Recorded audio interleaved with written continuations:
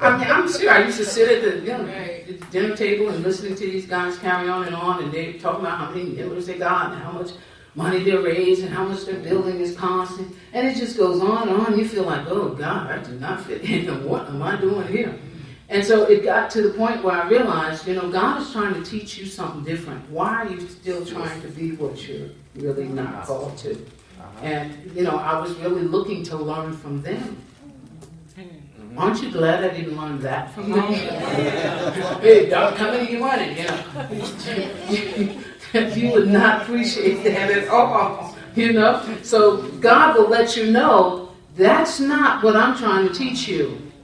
So a lot of times, who you're trying to be around, don't be surprised when it doesn't work out.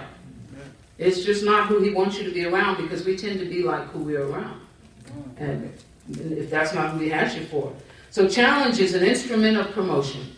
Challenge is your instrument of promotion.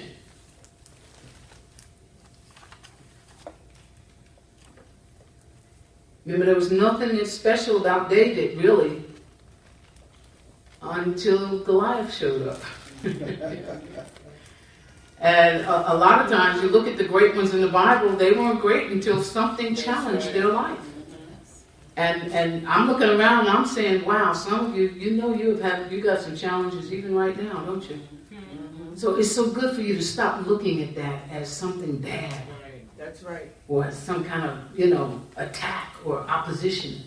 You need to look at that as, wow, so this is what it takes for my promotion.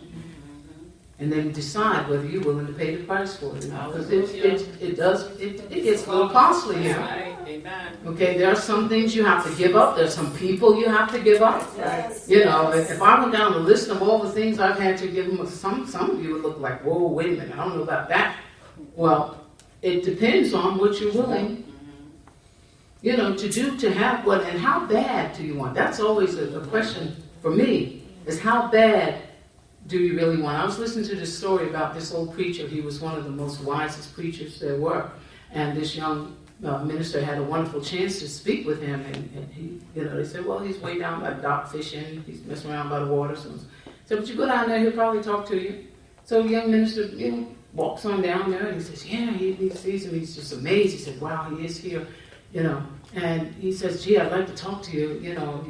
I'm so fascinated by your ministry and all the things that you've achieved and done, and you're still going strong at this, ripe old age, and you still got things that are projects that he was just so excited. And, the preacher just sat there, and when he finally finished, he pushed him in the water. And the guy's like, why do you do that? I can't swim, I can't swim. And the preacher just kind of sat there. And he's like, and after a while, he's gasping for air. Like he's drowning.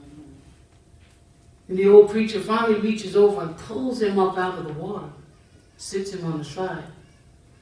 He says, until you want God like you needed that next breath, don't even talk to me. Hallelujah. Don't even talk to me.